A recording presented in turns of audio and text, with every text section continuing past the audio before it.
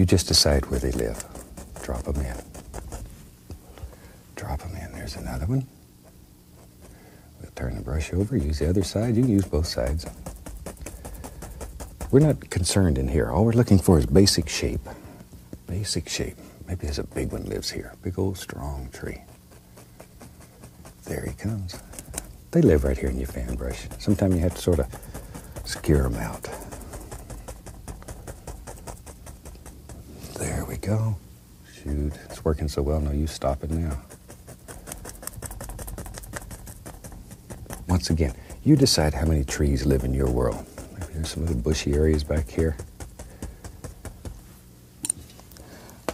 Take it, same color on the knife, and just put the indication of little things that are happening in between.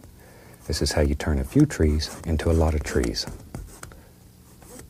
There we go. Now we're not sure how many trees live in that clump. Same thing over here. Just here and there. Tell you what, let's go to the 2-inch brush. We'll go into some brown, a little white in it. Maybe in our world this comes, yep, you're right, right over like that. We'll need a little place for all those little trees to stand. And there it is. About like that. Okay, well we got that old brush going. I'm gonna go into a little yellow, get a little sap green on the brush. Same old brush, I haven't cleaned it. I want the colors to stay in the earth tone, so I don't want to get them too dark. I want them light, airy. When you do yours, you decide what color you want. Okay, let's go back up in here. Same old brush, and we'll just tap in some nice little highlights on this. Just nice little highlights. Yellow ochre, Indian yellow, cadmium yellow, little sap green. Just whatever. You make the decision. There. I know. Sometimes you see things. If you had this little opening right here, you'd have to put a little cabin right there. Let's scrape out a basic little shape. There. And we scrape it just to remove excess paint. Give us a general idea of where we're going. And we'll take a little brown and let's begin figuring out all of our little angles. There we are. Over on this side, maybe it comes out here like that. I don't know, it's up to you. Down under here, here we are. And then down, At this point, you're not committed. I know, maybe, yep, let's get crazy. Maybe there's a little shed on this cabin. You need a place to put your tools right there. Or your fishing tackle. I'd rather put my fishing tackle in there. All right, we'll take a little of that brown. Let's get some bright red. Nice color. Nice color, just makes you feel good. Bright red, white, a little of that brown we made. Don't overmix it. Leave it marbledy, if that's a word. Cut off a little roll of paint.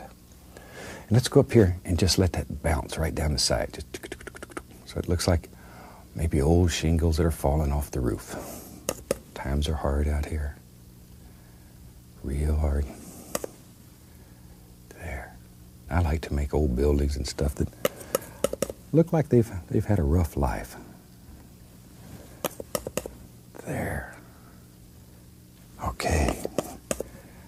Maybe, I tell you what, take a little white, a little bit of that brown without the red in it.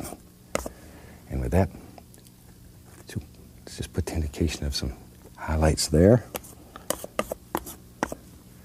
And a little bit more in there. Making the front a little brighter so it stands out. Wipe off the old knife. And you take a little of that brown paint on the edge of the knife and just make it look like old boards that live in there. See there? Just old boards. Now, back to our roof color. And let's put a roof right here on this little shed. See? Got to make those little noises or it doesn't work. Just brown and white again. Need a little bit out there. A put some little boards in there, like that. Shoot, that's about to give us a basic little shape here. About there. And then you can just use the brush to cut off wherever you want it. Like there. I'll tell you what, let's take a little brown on the small edge of the knife. Swoop. Just put a little window in there. Maybe one right there. That easy. That easy. All right, back to all of our little colors. Just begin working it down like that. Take old 2-inch brush, a little bit of that brown on it, and here and there we can just tap in using the top corner. Indication of some little bushes that live in there. Wherever. There. Very soft, very gentle. Now then, back to my brush. It has some of that brown we made on it. Let's pull this straight down. We'll make a little reflection right there in the water. There, straight down though. It's most important that it goes straight down and then go across.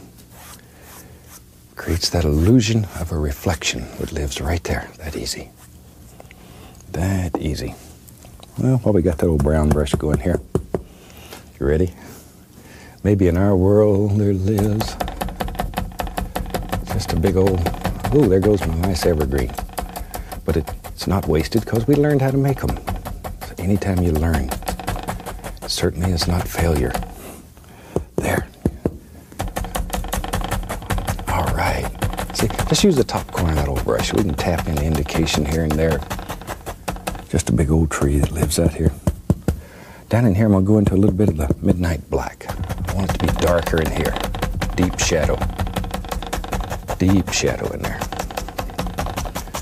Maybe it comes all the way down. I don't know. You make the decision. There. Let's bring it all the way down into the front. It's our world, and we can do anything here that we want to do. This is that brown we made with just a little black in it to darken it. All right. And this painting, one thing I like about it, it uses a very limited palette. By limited palette, that means very, very few colors. Very few colors. It's not something you have to have a million colors to do. There. You can do this one very easy. I'm going to take a liner brush, go into a little bit of dark with one side, and let's see. Let me get a little liquid white up here. Okay, a little of the dark color. Then one side of it only, throw a little bit of light color. And we can go in here, and this just creates indication of little stones, thin paint. And it's just like we do with the